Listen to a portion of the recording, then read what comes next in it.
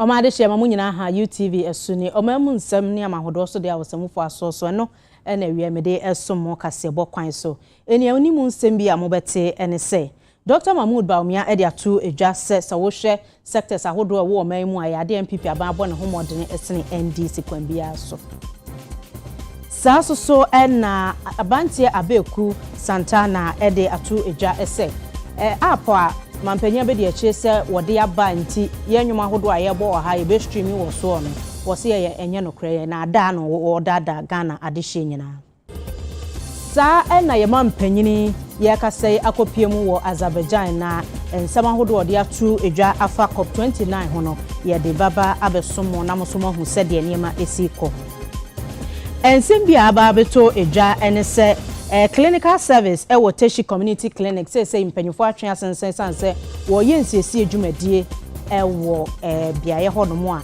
enu nti wo no magyae ayarehwe dwumadie ahodo a ekoso nyina ensem afoforo bi kan wenum ho na wiamede esomo kasebo mu na mekai mo se cute cat parlor wa beka junction adjacent Ecobank ene yemiti ede maame saso na Britain GH wo oyarefa wonom ene pam atade a ehyemi yeti asi ensemni mu anameka mo Samira medi kase ho chia me medinde amasa ponkumankuma Teshie Ghana mampanyina na dodankwa Akufo-Addo ne panyina sese wogina na nemu na wakura frank ade ama NPP amanyoko Dr. Bawumia wono na de atu edwa se sawohwe amamuo nsempa wo Ghana ha ekwan bia so sectors ahodo ni nyina anya de a NDC wo mo ben MPP ho kra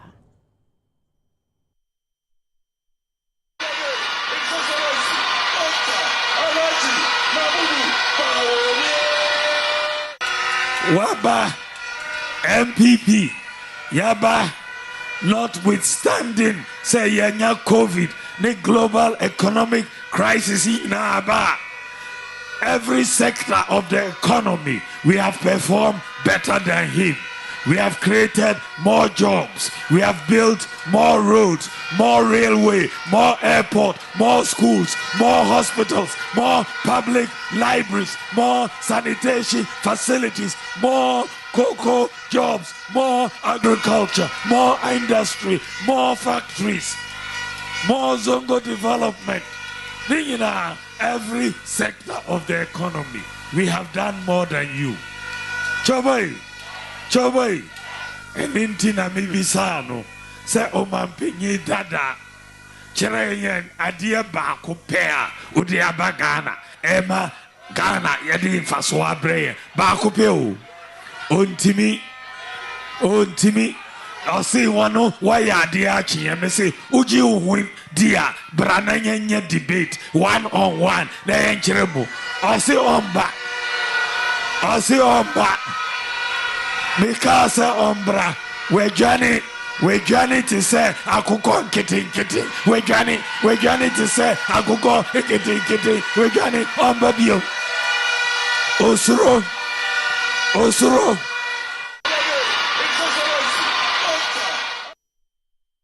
Ghana mampanyi na nadankwa Akufo-Addo akopiemu wo COP29 dwumadie ya ekoso wo Azerbaijan ase na wode nsem ato international community nanim se wonyo mfamu de bia na wonfa nkrakra eniema ye atwa ye ho ahia ewiemu nsakra ye dwumadie ahodo na mwa sade beye nchima eba no dache wani mayi onya na wasetena so ebeye jojo Chairperson, Excellencies, distinguished leaders, Ghana thanks Azerbaijan for her warm welcome and congratulates her for assuming the chairmanship of COP with dedication to our shared future, as I attend COP for the last time as President of the Republic of Ghana. Today we gather not merely as leaders or policymakers, but as individuals bound by our love for our lands and future generations.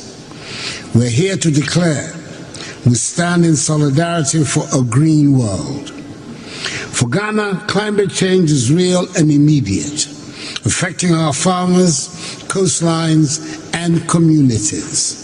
Rising temperatures and unpredictable weather threaten our livelihoods daily. Yet we respond with resilience and commitment.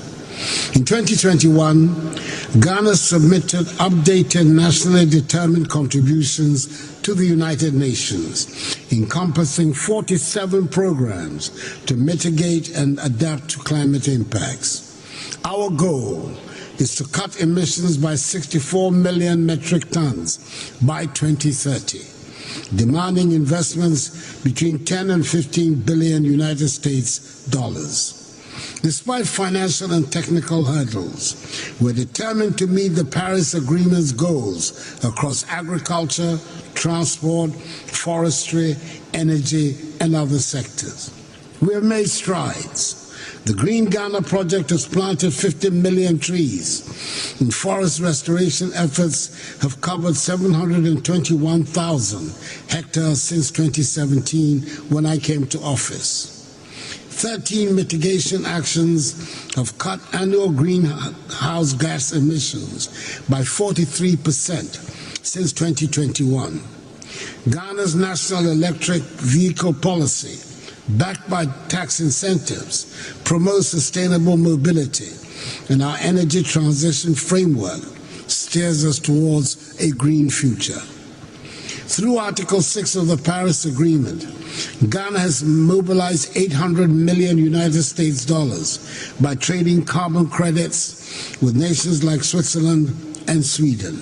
However, we cannot reach our climate goals alone.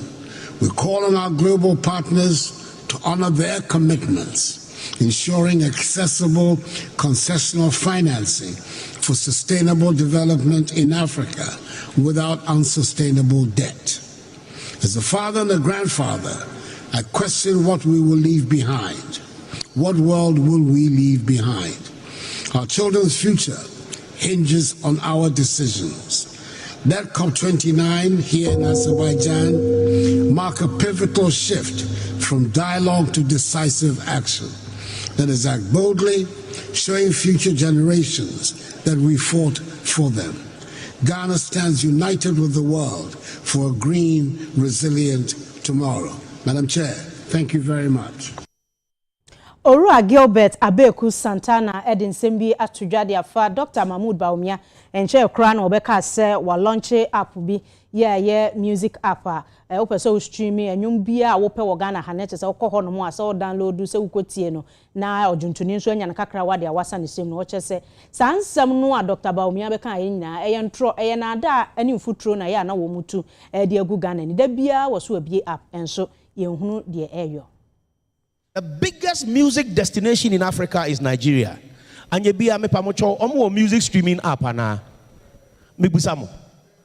But what is Nigeria for app will be a banya streaming you also. A intro. Now say almost launch music streaming app. A intro. Munti sa no mo ye Ghana Post app. Busa Uber driver and a Yango driver be say o use sa app nana. Adia Google capture the whole world satellite. Adia Google map so you use. Sa na COVID by almost my COVID app. Oh I no almost my app. Oh I no we no mo de dada mo. Na mo so mo jedi. Na mo kobo mo nsam eyentro. Enko ba bia enye hwe. Eti mamu ma omo fa sa app ni dada won kan je say eye digitization. Busa mo say mfa so ben e na obenya film. His Excellency John Dramani Mahama ebe bie TV channel a mo amu yesi ni nyina ye di local content ni beguso wo pese wo hwe sa channel na utua Jumadi a ye wo conference center e won kran wo Kumase no antumi amba ye wo dedicated TV channel a wo betumi ahwe wo di umomo no atua na wo hwe ne live a sika no beko artist ni ho e beko producers ho e beko mo ye no we ni hihye pa ye di agu kwan mu eti aya omo dada mu abusa say ate wo kan Midday menyason faso. So we have an end-to-end policy programs and ideas that is going to transform the creative art tourism sector.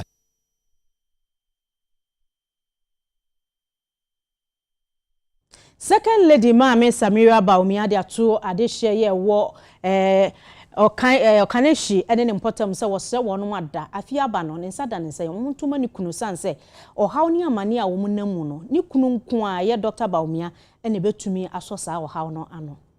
Wabram Pinfo, a power Kanshi Executive Union, Kunano, and a Ghana Mampina Bedichire, and who can Hadia Samira Bawumia, a Kwakupimu, a Wasibi, a Wudu, about Umpisuaso. Mamaka Semina Wuchi say, Dr. Lahadi Mahmoud Bawumia, Gadi Hunsem, and the Nakumas Papa, and Tigana photo about the man, Human Kumania, than Timo Besha Hun say, Unjumedi, a bit to me, a fan to my pa, a day, Efra. Not a man so, a day.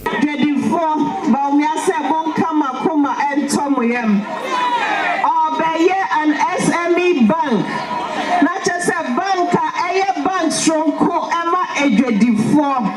Oh, yes, Sika, Edia Koye, or business, or Nia, or your Bemao, or your Bow, or your Lebno, Kobanko, your Bemao, Sika now, they are your business. Dr. Bawumia said, oh, Nimohao. Onim se Ghana betum point na muso inti ode for strong ko ede ba ama emanko na se sika no eye fund eno eye bank asem onko sensan krata bia wo ho eno dio say oye oba uwe ni swadi huno o pese we business ede show we busia onia fa wo Ghana card ebra beji sika na now, Brony say you can't keep doing the same things and expect different results. So Bawumia is coming to do different, bold, innovative things to move this country forward, to bring prosperity to our people, to bring jobs for the youth. Bawumia means business, or business people. Ora Abdullah Manaf ni ajesowa. Eni jina MPP amanyo koni dimu na odio na saboje dwa wakwa koprebie openyini so ekasai. We can't afford to lose this power. Say power to me. So big police station. Now free Alhaji Manafe na mako billion amount. That is what we call power. Say any power that you guys are there na makwana.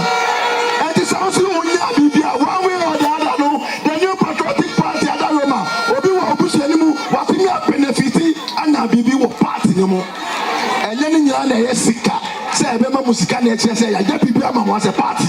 The new patriotic party is the only party ewa Ghana Ghana mamu nyina. The alternative is zero. Amuni bibi papa bia emaye ya besramo mi tubiom mi nyafi ya mami fi abano mi tubiom mesramo afi yes, Ramu Samu Sira.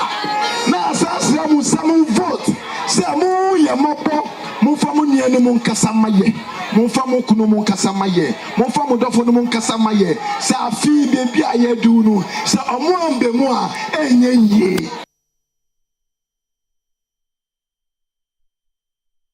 Ojumtuni Rexoma Echo Jumedie ye Creative Art Connect ya Echo so asante Mantem Ken University John Dramani Mahama Asia Creative Arts mpanyufo a ewo ho na wogina paso a ono so kasa no wo chese se wohwe mu paade a Owura John Dramani Mahama osia oyo eno na nche no ono nko ani aban a wabetena oman yadwa so a woni Creative Arts for no edinsa wo so a wanto wonom ajeje mu nti omanfo nto abama no papa ye friend John Dramani Mahama de dinkan odo nipa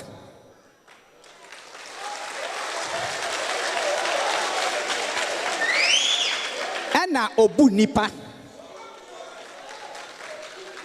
ana owote mama Ghana man emma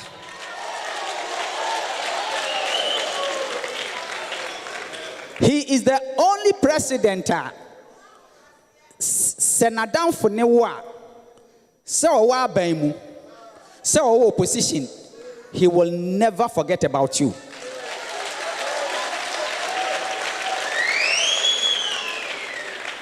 He is the only president ever since I know me, with all the busy schedule as a president. Now I have phone, now I free. Hey Rex, me too catch on what to say. What? Me who be that? Nebona wa dia sheye nyina mo creative samo ha nyina de ntia me medi animu edi ne ho adanse a kire mo ne se dia wa kan bia no obeye because oye no kwafo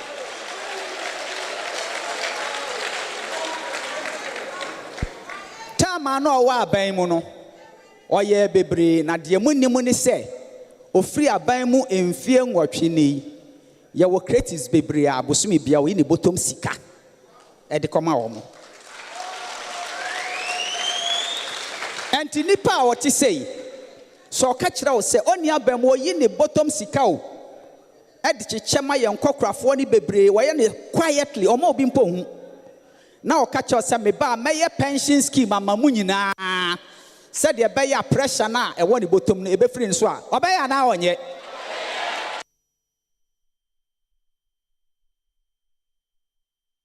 NPP Women's Wing wɔnom ayɛ mpaebɔ rally sonko ama Ghana ba panyini owura yere Rebecca Akufo-Addo akopia ase so na Dr. Bawumia hokafoɔ ma Samira eso ekɔ ase bi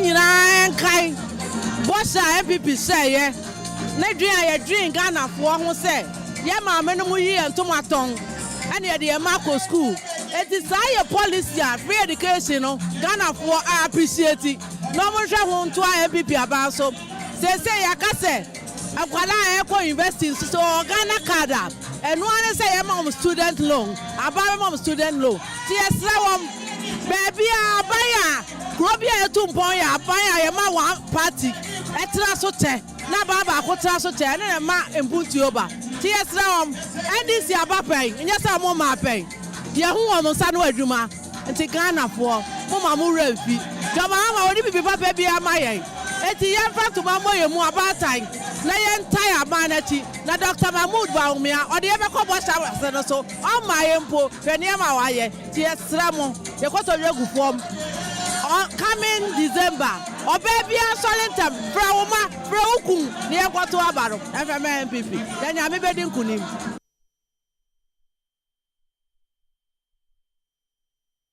yebeto babia ya na observers ahodo ba na wo muso de omani abedi de ye echi na wo kyese electoral commission kyese accreditation o de be ma wonom na watumi abedi sa adwuman we afia abato mu no yade aye deny wo mu no na executive director edema Jacke center Adib Sani ede atodwa se sajina ye ya maame Jane Mensa ene electoral commission sie no enya de ebeboa sanse so observers ne ba boa me hunu se ya bato na yetro no emu beda ho fan obi ani de eche bi na kwabase yesi obi kan ye mu obi accreditation eye sa na bato no mu gidie no na enkoye enye maye so man ene ono ankasa as EC chairperson so enye enfama no the Chokratama Electoral Commission to serve as observers in Abattoir Yekotu ewo December 7th.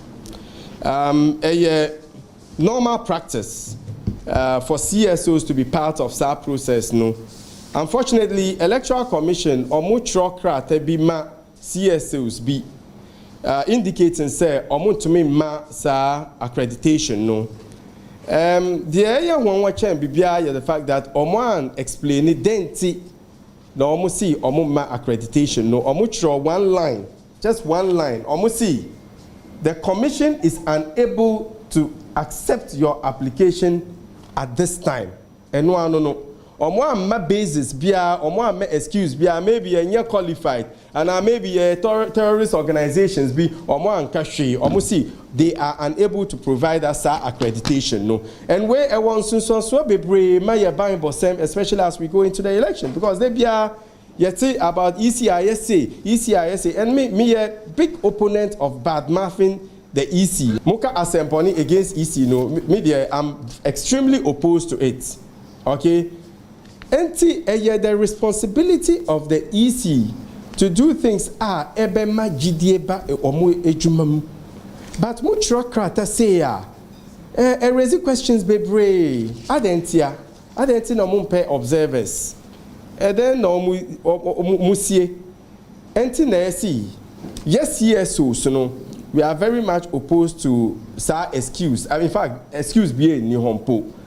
But the fact that EC almost see my accreditation.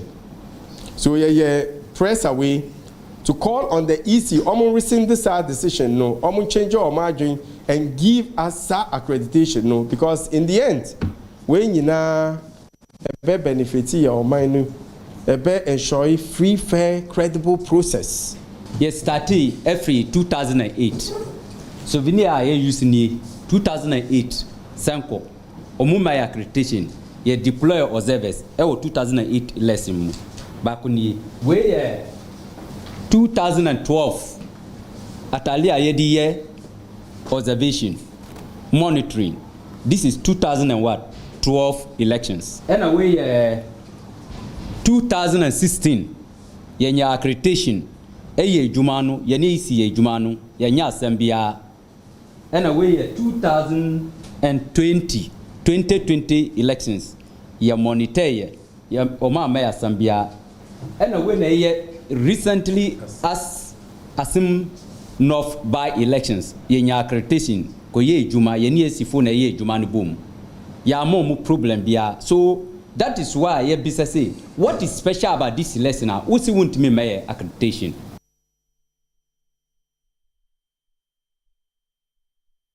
Chief of Staff Mame Akosua Frema Ose Opare ko dwumadie ya Ghana Enterprise Agency ahyehyɛ na oto nsafre Ghana mampanyi se wonna mekasa na nso so bibinti wantumi anko eno na otu ye maame se onkogina na nem na bra wo kasa no na wo kyese Ghana de hye nyina ye mo aboso na ye hu se mabunu no wokitansa no dwuma bi obo won ho so obeye bibia kakra bi a ye wo bia me entwan aban ko a ye mfo so ma sene se de be ya wo abrabo ebetumi akọ enkan.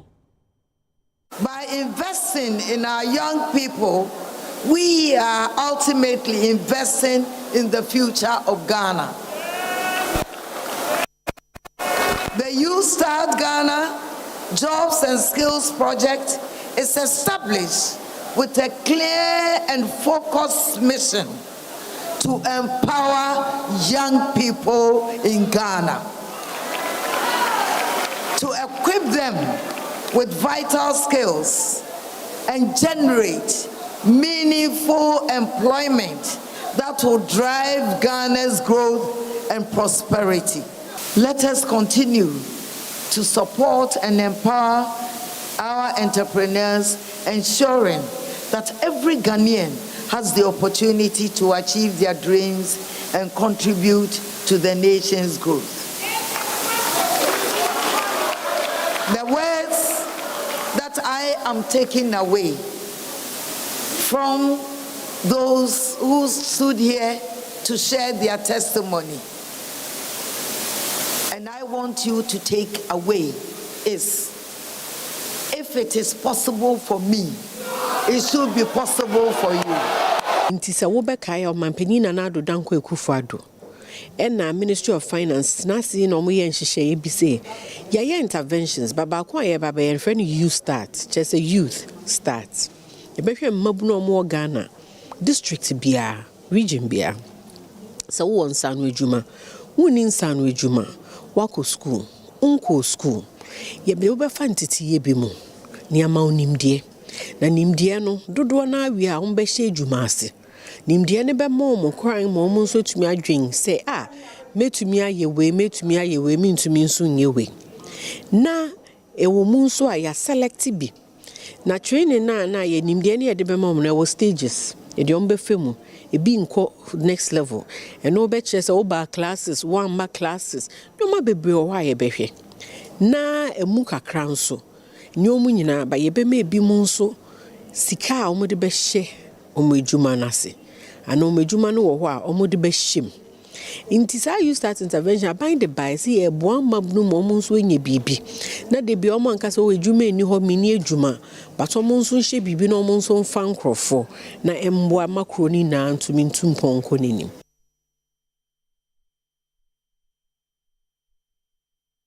Bank of Ghana Wodom any Judicial Training Institute aye stakeholders forum ya dwumadie no botaye nyina ne se wonmo a ekọ abosian bo ewo banks ahodo no ewo se ade a womo ede eye ensianamu se mebeje bosian asemasi obentene na mede ba begina wo se sa ma yemfantu aka no kwan befa so ayire mu sanse banks dodo no a abosian wo de amankofo no etoda wo nsantimi san kasika no ebiem ni nyina ne se emra ewo sa collateral ne ho no wo magum nti enhyehyeye no eye kwan obefa so a obemiam na watumi age won sika na bad debt bia enkoto bank bi so. Anecdotal evidence from the banking industry suggests that there are continued significant challenges with loan recoveries, in spite of lenders obtaining these memoranda of no objections. More recently, the banking industry's non-performing loan ratio, which is the ratio of loans that are not performing compared to overall loans that have been provided by the banking sector, increased from 18% in September 2023 to 22.8% at the end of September 2024. So this is just 1 year, the migration in 1 year of the NPL ratio. And I must add that this has resulted in banks having to write off some 63.5 million CDs in bad loans. And by this has happened by the end of September 2004, just compared to September 2003. So there are costs to non-payment of loans. These costs are primarily borne by the balance sheets of the banks and the SDIs who lend, but ultimately these costs are borne by depositors to the public. So this is always some state of affairs is unsustainable for the banking industry. I do agree that because of relative inexperience in the regulation of insolvency, there is not much jurisprudence in Ghana to guide litigation in insolvency cases. But it must be appreciated that the real problem in these lawsuits has been the issue and question of conflating juristic personality with corporate personalities simplicity. When a company goes into liquidation, who represents it? And if there's litigation between the receiver and shareholders or directors, what are the lines of obligation, liability, and applicable reliefs? These are real questions that cannot be avoided in litigation. So be so pesika, as if you ye. And you say, Oba ya pesika, and yes, you epe insihunti, near ancestors can be a man. And it be soon and say, Oba, now see what they would die is Yanoa. Went to ya, I see a jedino. And until the Yeshia because time so pen no be a good in a court. Or say me say, na dear not done a man's tree, it be 15 years. No, I did loan, Scandia, I sure said that a dina would so ayabasa. Intia no near say, and son, I want us our bepa, now see what do dynasties no. No, I dream who ye say. Would I know a bit me? A call. Now, had they deceive him, time soon as a say, going to your nest, obedient sikape, not done a man's.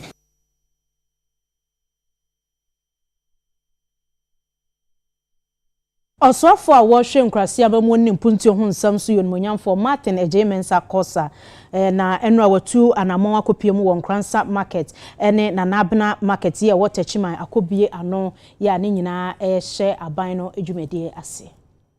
Dwadi bia hodo omienu aban ye adwumadie no ma contractor afimpi no ene aduno ena ba konso afimpi no ene adunumiensa ne nyina mu no wɔhwɛ ne mu sɛ hwie bi abosumi dumienu ntamu no contractor bia betima we ni de na wadane de amade hye no ne dwadi bia di kan ye phase 1 no ena mpenifo wi a wapa ho entoma stores apono dan no ba ko adunum police station ne wo mu bi stores ahodo nso eno no apono na no lorry station ena dwadi bia ho so ho no kama se ne be na nsuo to a enkonko ha adwadifo na ba ko won kransa ne de mpenifo gusu a wanya nwiye na amanfo ahyase di ho nkomo se enya Ghana ban ena di sika hye mu ne mu mankrankra bi ena di won sika asesa adwumadie no mu na no ena odumanyamfo Martin Ejemensa Kosa echirim se nya no kreda eya ban ne pesika odi esisa dwadi bia yi pese adofo e wo ha enya sa asusu ye we the cop Franza no pay e ko da be there to say adia aya chiye te say o pazamani ne se adia aban akwa to dosia abeyo enwa chiye nyina ne se e NGO bi ne koyo e nya ban NGO si na me mama de wa ana oba ye Teshie ha at the corner akoso the one kokase a NGO was already on farm once that man Akufo-Addo on the NGO Teshie had that year cut so yes market It's in that's a perpetually free plan. You can have a capital. Or capital in himself of water. Then when you read that properly. Owura Nana Ajiman ene consultant adwumadi yi ehye ne sa wono so sere na nanom ne adwadifo se dwadi bie wonhwe na wondini dwadi ya hodo na akoma enso the say the say because we say the place yeah two-story local stores abusaya ya so I tumo na akoma ko adwumani say the area is kasano so the area na yeah edanu hu bi no e be go bi agre by say my uncle and mo say ya if you say be ya ba chi bia say akonya ba e be ti atraso enti edanu so e be ti apa me no examine yi na ne kwakwa mu no urumnyamfo Harriet Ponchire Manten enso gyina so wo strade che won kransa se empuntuo di MPP wo bi de momo enti December bosom abato no du ho no mo a won to aba no emfama NPP enenam MPP aban adaroma ye yisa ha no FPO mo hwa de fefe na ye nyina ye we che yen se brother so 7 December no ye koto aba na ye kai se aban bi so enempuntuo akese eba kwanzamemu etisieni bibia bra ye president na yada na sia o me fa ye ko promoti na president asi said e be ya obo se e ja pade kese ode adom kwanzamai e ya dia ye ni so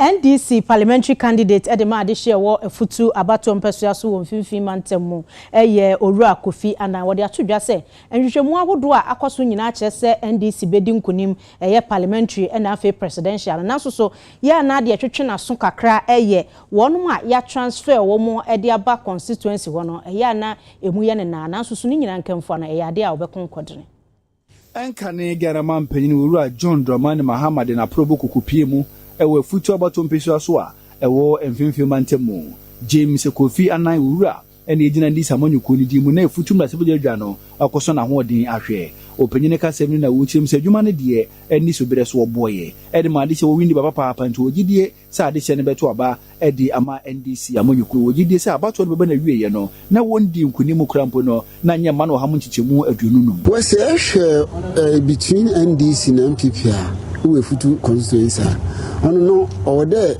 debia NDC tina egonodo ode debia NDC win because urban development work support the people, development that touches the heart of the people or your NDC schools are all every public school apart from mission schools no or your NDC no university cry NDC no introduce the university into the constituency if your market are or your NDC lorry stations are or your NDC asphalt roads are all your NDC even the ongoing road construction are now NDC now starting NPP but I want to be way up to now so almost everything now ever could all development or your NDC it is in power or deserve it but now and gonna do Afibo or a future constituency or NDC. MPP should never win.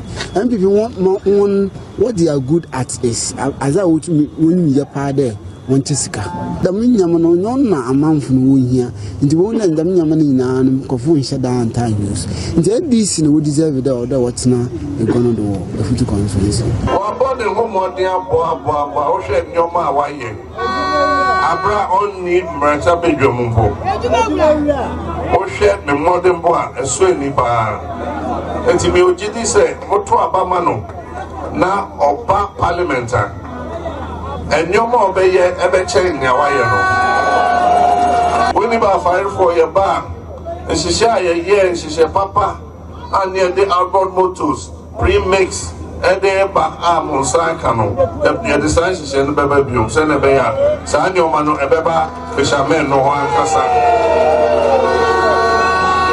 ezo avenso o hwe NDC krata ya friend manifesto no mo yo be a friend market enhancement program be a market wo ho a edi ye ani be free be bebre e be di dwa wo ho yebesiesie market no ye nti Winneba Central Market yebesiesie no se na ebeya kono se nipa be free baby aba be di dwa wo na yenuama ene ma memu eho atom o betting tax maka bebre ye be free ho betting tax ye nim se Nanya no momo tax na omode baya ye ka se momo nye no momo tax no e-levy ye be ye no se free ho.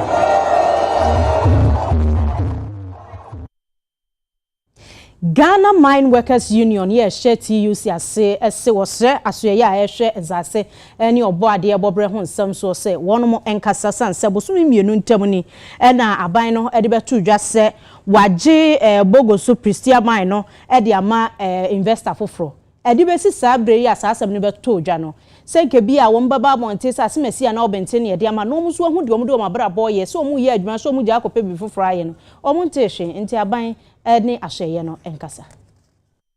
On the 20th of September, Minister for Lands and Natural Resources, on behalf of Government of Ghana, a mining lease, a free future global resources for Omunsem. Na oye sadie no, Bogo Suprisia mine no ebejina a mining nsem.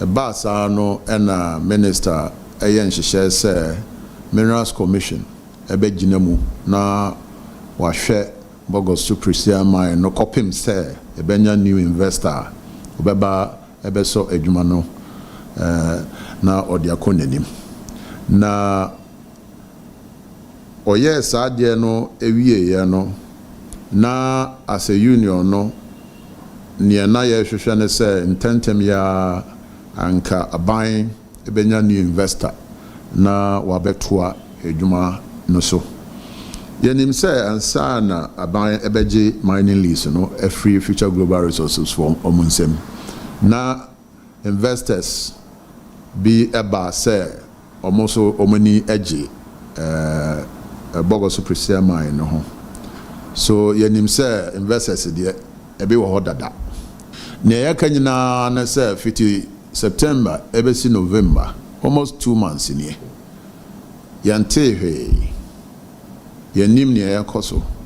Yadia yesusu se. Minerals Commission yen ejume ewie. Our model recommendation edi abema minister ne dia anka minister oboko ne nim na yenyina yehu bebia asem no ewo. But yante he. So ni ayaka Echere minister ene na ban ne se anya bia ne ekoso no omom entu anamon tententem na yenyina yenhu bebia yegina omom bo investor fofra oba beji Bogo Suprisia mine no na ode sika de ahye adwuma no na adwuma no etimi etumpon akonanim and so near yade as a union no na ye hwehwe no na ye bo minister ene na ban kokko se bebi edru no a chekakra na enimnim ya omomma yehu bebi a yegina so that Bogo Suprisia nsensem ni nyina no esubetwa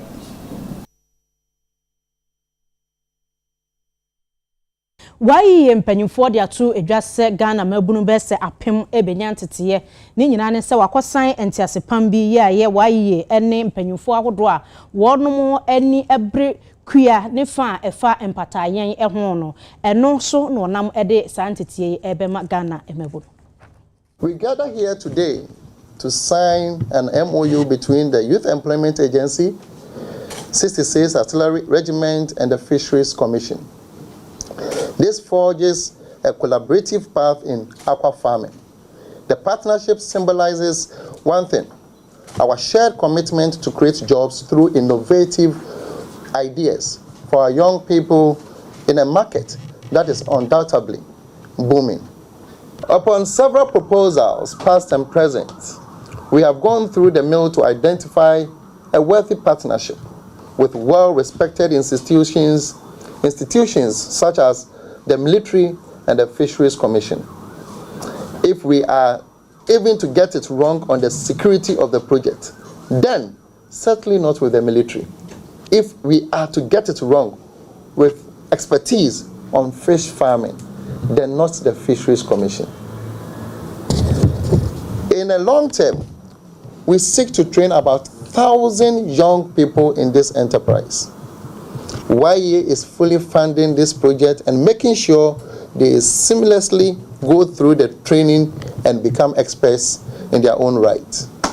As an agency, we will also continue, or will be paying trainees our monthly stipends we give to our beneficiaries of 500 cedis every month to support their basic living allowance whilst they go through the training. Aduma we ejuma ne wonti pa ejuma we yenso a ska ewum nti de ya ne se obahunya anim atetie ana animadi ye de yese ejuma no ena obanya honfama se odi be yese ejuma no ana o yese ejuma na ska ewum. That's one. Number two, so when we say nutrition ana adwane pa ye hia e wo kro no mo no obatumi anya ama ebo ema no so and to assure say there's food security in the country. Say obi abanya adwane adi onya dokro a say nam kan ye commission no ya dwene say ana ya dwene say ye bombo na nam embra krom nti ye bompa say youth no ebeji atum na monfa omonhwem and never boy or man, never boy monso. Ye change say, Omonama, they are complaining of unemployment. Wako school do, unko school do, or buy bet much shower, but my ya, Banya Vaswas. Yes, a fish farming is a booming business now. And now, Sicians, baby, I wish baby a year, Jumana, sister, so you for don't mean Kohonka, Bibia Honum. Into Nyan is other stakeholders to say the community, the region. The environment, embrace way. Even beneficiaries in Krana form, it is their duty to protect and Yama government Ebano. Until Sayena Soma or Biana familia, say at the end, even 1,009 and the Yashano. Actually, be a bit may increase about 1,500, about 2,000 because yet Dumano. Once when you son, you must work other people. Until one say Yacha 1,000. This 1,000 also got a chunk of 4,000. Increase and for so bad. Why is a bit may increase more until never can say all stakeholders in Hano said, yeah, we ship near years a younger say Juma. First one about Boyana.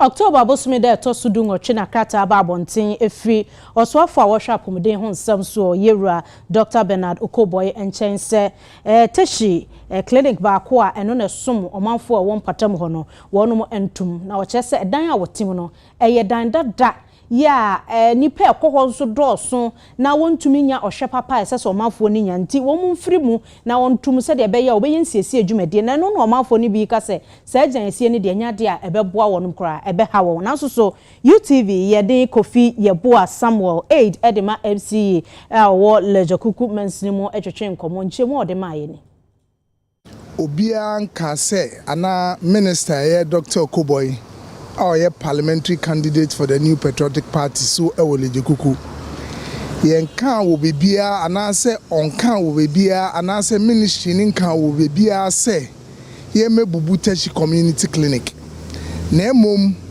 letter ministry ni chro di koma Ghana Health Service ni se nyame adom hospital na ewo ho no e fa nkrofo 3-4 pe ayema sebi krono su population no e kosuru day in and day out.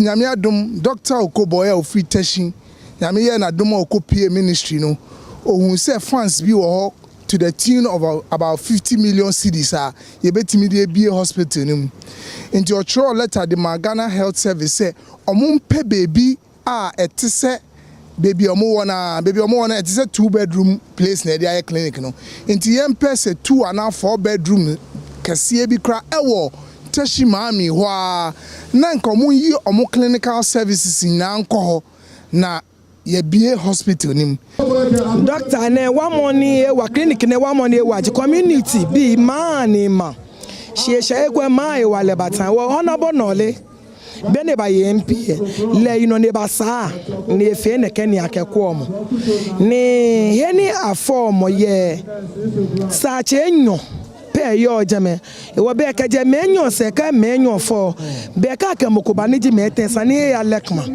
ni lekma la me ele 2x4 ko to alus no ba fe bo plation she be na me bo o e modern most of the time you know se obi call wo a se say ye ne we fa ne mbra ha quick one na answer se o mo hwe situation na se obetumi awo ha na o mo ahwe so mo ntumi so a na o mo na a refer no e dey call the nearest hospital to say Lekma Hospital. I think say is of good use to the community. Ka egbele mi ehia wo sibia ne no ne ya afi ngba wona eja ka no ne ya afi eba money ya agbele mi eba hin shi 4 years ne doctor ni ele no fia no ni sani na kan be ami ehani afi na kan ni efe bia na ya vote ejo to nyonko be ko pe na ba vote ni oke ogbele hospital ni oji hospital e je ni he ko be na ya hospital ye feje no aya ye